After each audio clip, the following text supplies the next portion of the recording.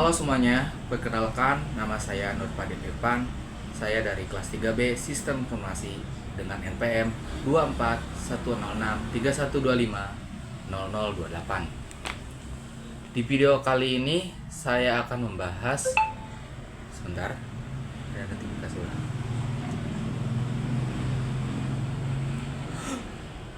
Anda di film.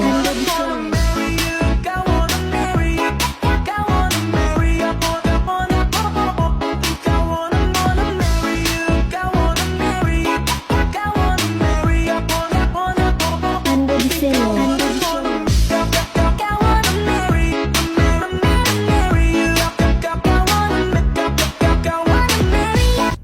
Tapi bohong.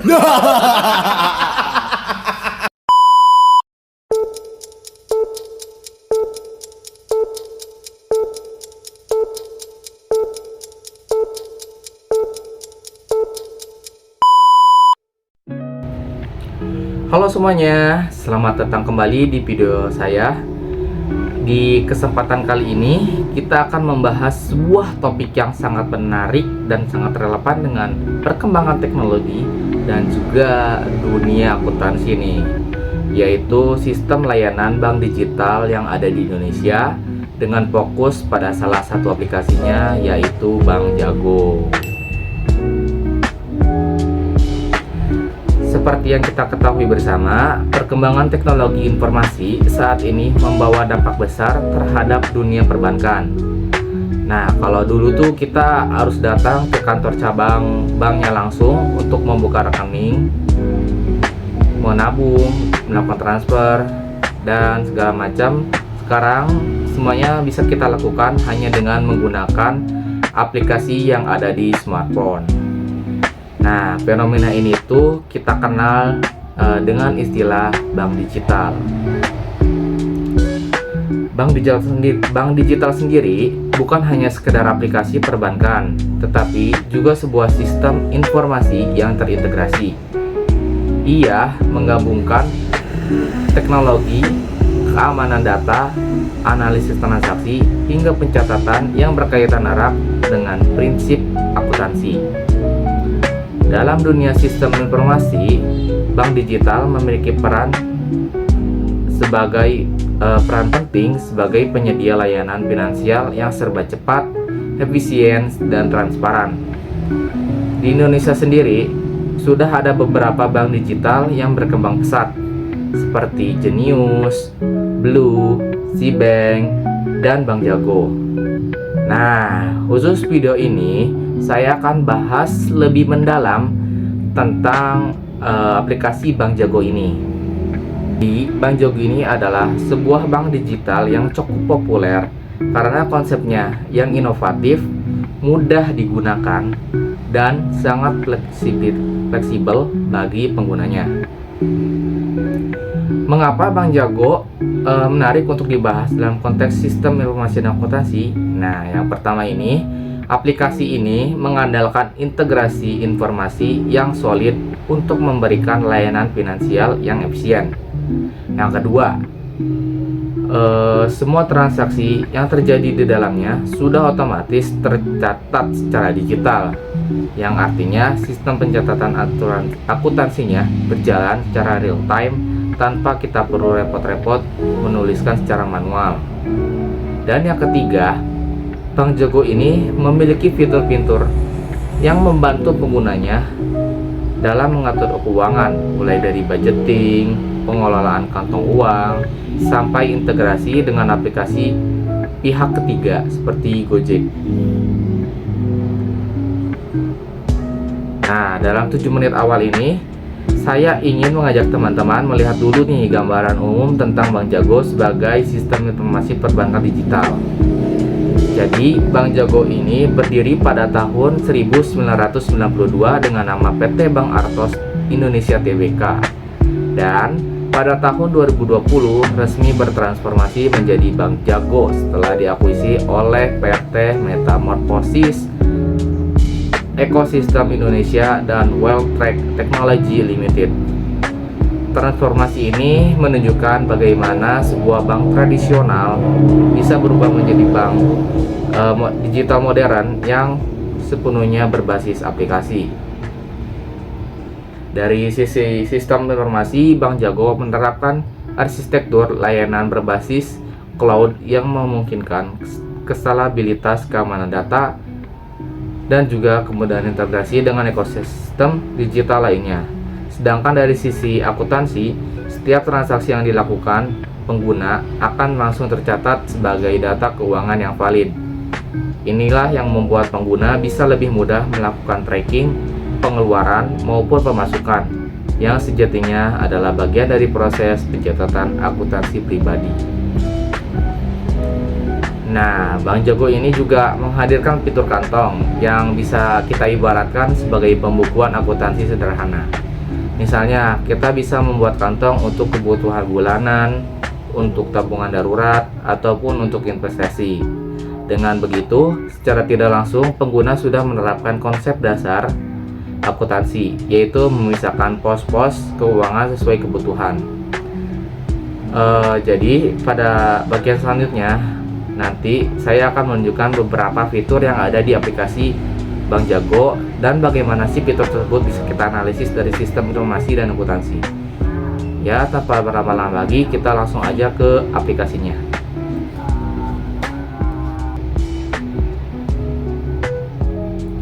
Oke, kita sudah mulai merekam ya. Dan ini adalah tampilan APK. Kita masuk ke aplikasi Bank Jagonya. Oke, pertama kita akan memasukkan PIN.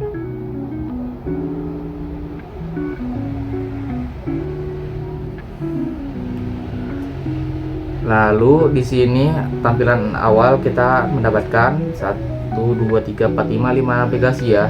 Ada home, pocket atau kantong seperti ditulis tadi. Lalu ada transaksi, ada card dan lain-lainnya. Oke, mungkin kita bisa pertama dulu di sini langsung tertera seperti video sebelumnya, seperti layanan e-wallet.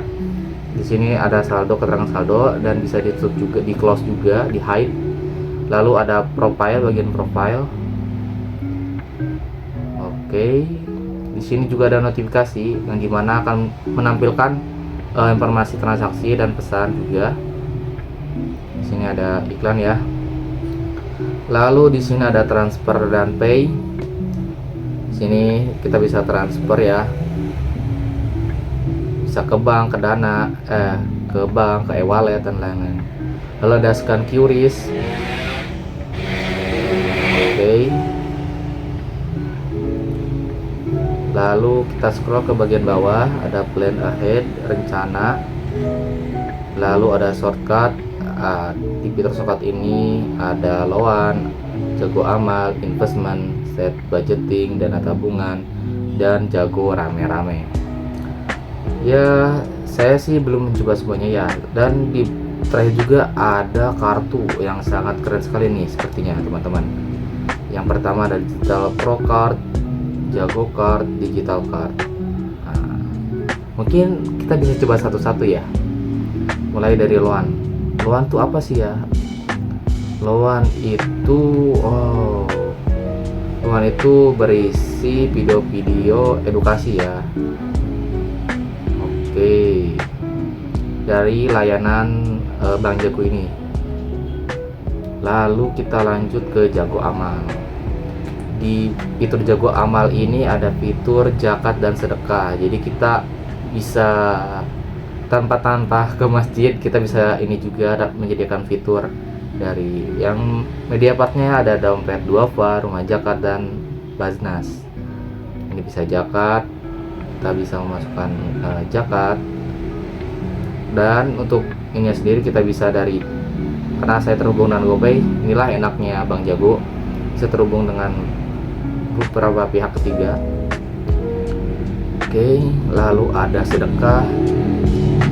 Sedekah pun terbagi menjadi 3 ya, ada edukasi, ada dukungan edukasi, ada untuk sesama manusia ataupun orphan yang membutuhkan. Oke,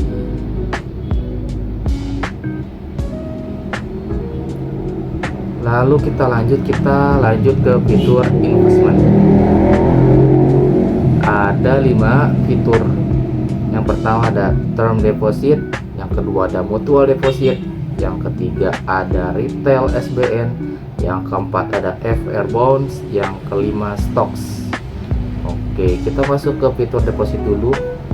Oke, ini masuk ke investasi ya, yang dimana mulai dari 1 juta untuk deposit sendiri, yang dengan return 5% per tahunnya. Ya, saya kurang terlalu paham sih untuk investasi sendiri. Oh, ini harus lanjut ke aplikasi Bibit. Lalu ada retail SBN. Di retail SBN untuk tadi kan virtual phone harus ke Bibit ya. Kalau kita ke retail SBN, ini sepertinya obligasi. Ada keterangan obligasi negara, ada suku retail. Ya, ini seperti gitulah, ada obligasi juga. Yang dimana kita masuk ke Stockbit aplikasi, lalu ada stok juga, masuk ke Stockbit, dan kita keluar saja. Lalu ada fitur set auto budgeting. Nih teman-teman, kita bisa memilih kantong dari poket utama dari Bank Jago sendiri ataupun GoPay tabungan. Set amount, hitung budget untuk melihat kemana destinasi itu ke poket ya. Lalu ada dana tabungan, yang dimana ini masuk ke aplikasi Bibit ya. Itu tabungan saya di aplikasi Bibit. Lalu ada Jago rame-rame. Oke, undang teman. Dengan selama 7 hari nih sepertinya melakukan transaksi minimal 500.000 selama 30 hari. Yang dimana kita akan mendapatkan bonus 50.000 setiap menggunakan kondisi yang menggunakan Bank Jago ini. Oke, mungkin ada dashboard lagi. Oh, sudah cukup sepertinya ya. Oke, jadi ini fitur utama. Ada fitur juga bisa kita ini mungkin ini ada kartu fisiknya ya, yang ada memiliki cabang Bank Jago di kotanya, bisa menginput card name-nya. Oke. Ya, tampilannya sederhana. Di sini juga ada spotlight yang dimana berisi iklan dari Bank Jago sendiri, top up minimal 35.000. Oke. Tampilannya lumayan nyaman. Lalu kita lanjut ke fitur bagian pocket ya teman-teman, ataupun kantong. Di sini ada all, ada my pocket, ada share with me, yang dimana seperti tadi ya. Oke, untuk di atas ini pertama ada tulisan pocket, ada titik 3 yang dimana kita melihat my statement, download SPT, edit poker, edit budget, top up pocket.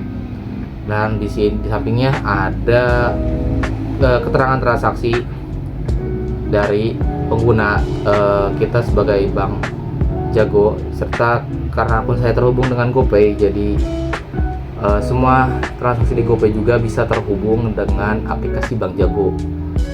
Seperti yang disebutkan sebelumnya, Bank Jago ini bisa dihubungkan dengan aplikasi pihak ketiga seperti Gojek, dan tanya Gojek seperti GoPay juga bisa, Bibit juga bisa. Di sini saldo utama saya kosong ya, saldo Bank Jago. Lalu di sini ada GoPay tabungan sebanyak 115.000. Lalu ada dana tabungan 300.000, ada Bibit saham juga, yang dimana kita masuk ke aplikasi Bibit ya. Seperti yang di awal tadi, yang di home, yang investment nih bagian ini. Ya, mungkin ini saja. Kita bisa ada di money, pindahkan ke kantong lain dari misalnya ada GoPay tabungan, ataupun misalnya kita transfer seperti tadi ya, transfer dan pay. Nah, ini dia. Sebentar, lebih enak, lebih baik kita di depan ya. Nih ada transfer dan pay. Misalnya kita new recipient yang baru gitu ceritanya ya. Di sini bisa transfer ke sesama bank jago, bank lain, e-wallet, ataupun kita bisa top up mobile ataupun data. Lalu ada pembayaran tagihan. Untuk ininya fiturnya lumayan sedikit ya, lumayan simple. Hanya ada PLN, internet dan TV, kredit water, bayar air. Pembayaran ya hanya segini saja. Order bank, untuk banknya sendiri ya lumayan lengkap lah, mulai dari bank BRI, ada bank BRI nih, ada Mandiri juga ada gak, oke ada BCA, ada ya lumayan banyak. Lalu ada e-wallet. Untuk e-wallet sendiri ada 6. Yang pertama ada Dana, GoPay, Link Aja, OVO, ShopeePay, dan Doku Wallet. Untuk data sendiri ya mungkin kita bisa beli kuota juga ya teman-teman, paket internet kuota. Murah sekali ya, 9.000. Edukasi 15 giga, 7 hari. Oke.